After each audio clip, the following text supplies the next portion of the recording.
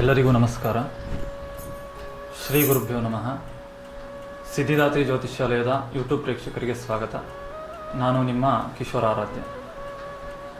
ಈಗ ನಾವು ಜಗನ್ಮಾತೆಯಾದ ಲಲಿತಾ ಮಹಾತ್ರಿಪುರ ಸುಂದರಿಯನ್ನು ಶ್ರೀಚಕ್ರಯಂತ್ರದ ಮೂಲಕ ಪೂಜಿಸುವುದರಿಂದ ಆಗುವ ಪ್ರಯೋಜನಗಳೇನು ಇದರ ಬಗ್ಗೆ ತಿಳಿದುಕೊಳ್ಳೋಣ. ಜಗನ್ಮಾತೆಯಾದ ಲಲಿತಾ ಮಹಾತ್ರಿಪುರ ಸುಂದರಿಯು ತ್ರಿಶಕ್ತಿ ಸ್ವರೂಪಿಣಿ, ಅಂದರೆ ಲಕ್ಷ್ಮಿ, ಸರಸ್ವತಿ ಮತ್ತು ದುರ್ಗೆಯರ ಮೂಲರೂಪ. ಹಾಗೆಯೇ ಈಕೆ ಹರಿಹರ ಬ್ರಹ್ಮಾದಿಗಳಿಂದ ಪೂಜಿಸಲ್ಪಡುವವಳು.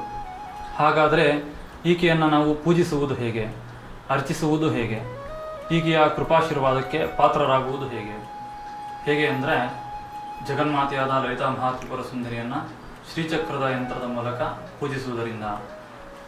ಶ್ರೀಚಕ್ರ ಯಂತ್ರದಲ್ಲಿ ದೇವಿ ವಾಸವಾಗಿರ್ತಾಳ ಅನ್ನೋದು ಪ್ರಶ್ನೆ. ಇದನ್ನು ಸ್ಪಷ್ಟವಾಗಿ ಲಲಿತಾ ಸಹಸ್ರನಾಮದಲ್ಲಿ ಹೇಳಲಾಗಿದೆ. ಶ್ರೀಚಕ್ರ ರಾಜನಿಲಯ ಶ್ರೀಮತ್ ತ್ರಿಪುರ ಸುಂದರಿ ಅಂತ.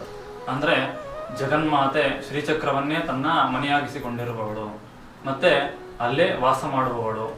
ಶ್ರೀಚಕ್ರ ಯಂತ್ರವನ್ನು ನಿತ್ಯ ಮನೆಯಲ್ಲಿ ಪೂಜಿಸುವುದರಿಂದ ಅವಳ ಸಕಲ ಇಚ್ಛೆಗಳು ನೆರವೇರುತ್ತೆ. ಅವರ ಎಲ್ಲ ಸಂಕಲ್ಪಗಳು ದೇವಿ ನೆರವೇರಿಸಿಕೊಡ್ತಾಳೆ. ಹಾಗಾದರೆ ಶ್ರೀಚಕ್ರ ಯಂತ್ರವನ್ನು ಮನೆಯಲ್ಲಿ ಇಡಬಹುದಾ ಅನ್ನೋದು ತುಂಬ ಜನರ ಪ್ರಶ್ನೆ. ಮತ್ತು ಇದು ಪೂಜೆ ಮಾಡೋದರಿಂದ ಆಗುವ ಪ್ರಯೋಜನಗಳೇನು? ಹೌದು, ಶ್ರೀಚಕ್ರ ಯಂತ್ರವನ್ನು ಖಂಡಿತವಾಗಿಯೂ ಮನೆಯಲ್ಲಿಟ್ಟು ಪೂಜಿಸಬಹುದು. ಶ್ರೀಚಕ್ರ ಯಂತ್ರವನ್ನು ಮನೆಯಲ್ಲಿಟ್ಟು ಪೂಜಿಸುವುದರಿಂದ ಮನೆಯಲ್ಲಿ ಶಾಂತವಾದ ವಾತಾವರಣ ನೆಲೆಸುತ್ತೆ.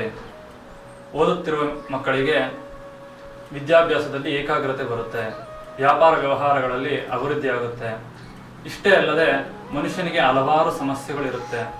ಕೆಲವು ಗೋಚರ ಆಗ್ತವೆ, ಕೆಲವು ಅಗೋಚರವಾಗಿರುತ್ತವೆ.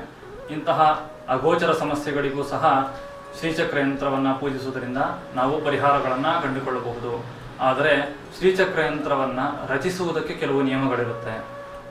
ಜಪ ತಪಗಳನ್ನು ಮಾಡಿರಬೇಕಾಗುತ್ತೆ. ಹಾಗೆಯೇ ನಾವು ಶ್ರೀಚಕ್ರ ಯಂತ್ರಕ್ಕಾಗಿ 48 ದಿನಗಳ ಕಾಲ ಜಪತಪಗಳನ್ನು ಮಾಡಿ ಆ ಸಂಪೂರ್ಣ ಶಕ್ತಿಯನ್ನು ಯಂತ್ರದಲ್ಲಿ ತುಂಬಿ ಗಿಡಮೂಲಿಕೆಗಳನ್ನು ಲೇಪಿಸಿ ಹೋಮಾದಿಗಳನ್ನು ಮಾಡಿ ಆ ಶ್ರೀಚಕ್ರ ಯಂತ್ರಕ್ಕೆ ಪ್ರಾಣ ಪ್ರತಿಷ್ಠಾಪನೆ ಮಾಡುತ್ತೇವೆ. ಇಂತಹ ಸಂಸ್ಕಾರಗಳಿಂದ ಮಾಡಿದ ಶ್ರೀಚಕ್ರ ಯಂತ್ರಗಳು ಮಾತ್ರ ನಿಮ್ಮ ಇಚ್ಛಿತ ಫಲವನ್ನು ಪ್ರಾಪ್ತಿ ಮಾಡುತ್ತೆ. ಸ್ವಹಸ್ತಲಿಖಿತ ಶ್ರೀಚಕ್ರ ಯಂತ್ರಗಳಿಗಾಗಿ ಸಿದ್ಧಿದಾತ್ರಿ ಜ್ಯೋತಿಷ್ಯಾಲಯಕ್ಕೆ ಭೇಟಿ ನೀಡಿ ಅಥವಾ ಕೆಲವು ಕಡೆ ಡಿಸ್ಪ್ಲೇ ಆಗ್ತಿರ್ತಕ್ಕಂತಹ ನಂಬರ್ಗೆ ಕಾಂಟ್ಯಾಕ್ಟ್ ಮಾಡಿ. ಎಲ್ಲರಿಗೂ ಧನ್ಯವಾದಗಳು.